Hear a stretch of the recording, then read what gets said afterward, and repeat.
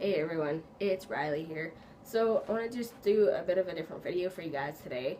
I'm gonna just do talking about my transition so far, just like the hardships and stuff that I went through, and what like more or less what really made me realize up to now like who I am and just the whole process of it, I guess. So figuring myself out as a kid.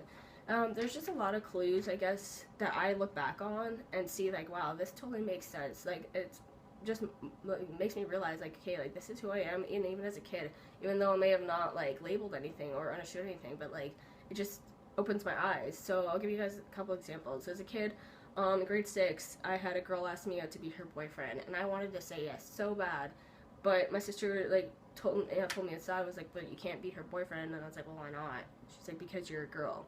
And that hurt me so bad. I didn't understand like why I couldn't be her boyfriend, even though I may have been seen as a girl. I still wanted to be her boyfriend. I didn't care, and yeah, it really sucked. Also, I think I was like 15, 14, somewhere around like puberty. My cousins started getting, I guess, like facial hair, so they got their first shaving kit, and I looked at my stepmom and I was like, but I want one. And she's like, but you can't. And I was like, well, why not? She's like, because they're for boys. And I'm like, but I want one. And I still didn't understand, like, that I, like, in a way, like, I wasn't a guy, because I just, like, thought, like, I was one. I didn't really label it, but I just, like, felt like I was one. And just there's, like, a couple things that, like, growing up, that now I did, that, like, makes sense as to, like, who I am. So, yeah.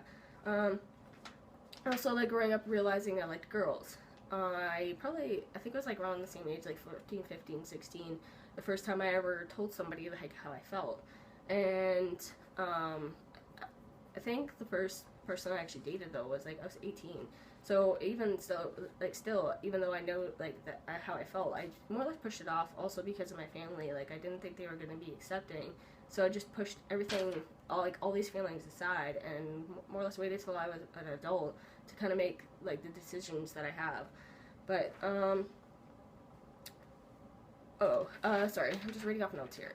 So yeah, I never really felt like I fit in, and that it goes for everything. Growing up, like I just felt like I never fit in with the girls, and even though like I loved hanging with the guys, doing like guy things, going out playing sports, like I used to help my dad with my like at the car, but I still didn't feel like I fit into the guy role. Like I just felt like I was kind of an outcast, or they would always say like, oh, you can't play because we're gonna be too rough or whatever. Like I just felt like either way, I just didn't feel like I fit in anywhere, and I didn't really understand. And just there's like a couple things like that. It just kind of upset me, right? So, feelings of dysphoria. I didn't, I guess, really start getting dysphoric until I hit puberty, and I didn't really understand like the word, and I didn't understand what it meant. But I just knew growing up, like after I hit puberty, I was just uncomfortable with my body. But I guess I just tried to like embrace it, and I was kind of girly for like maybe a year, year and a half, if that.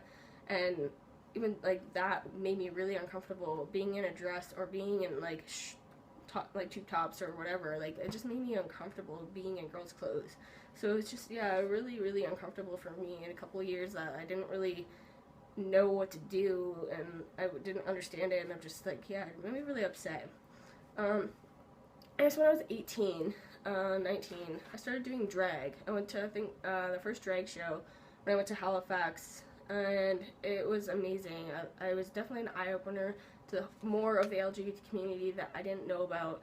And I started doing drag, and I did it for about 4 or 5 years. But the first show, or first couple shows that I did, it just opened my eyes to me, and like I felt so much more comfortable, so much more myself, and just so much happier being in drag per se than I was myself. And it just like slowly opened my eyes, and actually that's kind of what made me start to think like this is how like I feel like I'm actually happy being perceived as male, being on stage and like looking and feeling male, like and being called sir and by like a guy name. It just made me so much more comfortable. So that's definitely one thing I have to say out of everything that has made me realize of who I am. Coming out to everyone is another topic that I guess was really hard for me. I guess it started coming out I think 3 years ago, 2 to 3 years ago, and I slowly started coming out to couple close friends, and that was really it. And then I think it was about 2 years ago when I was talking to my sister on the phone, and she's telling me how she was dating this guy, and she's like, well, there's something I have to tell you, and she's like, well, he's trans, and so we got onto the topic, and then I told her, like, well, hey, like, since you're on the topic, there's something I have to tell you, and I told her, and then I didn't tell my parents till about, like, 6, 7, 8 months ago. It was just kind of within, like, less than a year. So yeah, coming out to my parents was definitely the last thing that I did. I was just really scared to tell them because I got kicked out before when I came out. I was liking girls, and then I did get kicked out again, but at the same time, they're a lot more understanding in a way. Like, the first time I pretty much lost all contact with them for almost 2 years, and part of that apparently was because of my relationship I was in, but I don't really think so, but who knows. But yeah, like, this time I'm still able to go see them, I'm still able to go talk with them, like, I really, I'm still a part of their life, so it's definitely really good, but at the same time, you know, I'm still, like, afraid of telling them what would happen. And also coming out to work, and everybody, more or less in a sense, like, I had to come out to everybody, was part of the whole process, that, because, like, I can't hide it, and I'm gonna be who I am, and obviously people are gonna notice changes, whether it's family, friends, or work. So, that was definitely one big thing, and it's definitely scary, but I'm glad I did it, and I'm glad that, I would say 90% of the people I have told are supporting, so, yeah. And, my process of transition is, well, for me, starting, therapy was really, really hard. I had to find someone, and I'm in Barrie right now, and trying to find a therapist who at least can write you a letter was really, really hard. I know there's, like, one girl here who I went to, but she couldn't write a letter, and then there's the closest, I think, was, like, Toronto, Mississauga. So trying to find someone, especially with my work schedule, was really, really hard. So I did online therapy, which a lot of people diss, but for me, it was really the only option. And then once I got therapy, I started looking for endos, and trying to find an endo was even just as hard. And, like, the same thing as, like, Mississauga, Toronto area, and then I found someone in Aurelia and someone in Newmarket. So I messaged my doctor, contacted him, and then went to go see him and then get a referral to both. And I never heard back from the guy in Aurelia, which kind of sucked. And then I heard back from the guy in Newmarket, and it was about a 6 months wait. So yeah, I waited 6 months to go see him. And then I got into him, and it only took about 10 days after I got my blood work and stuff.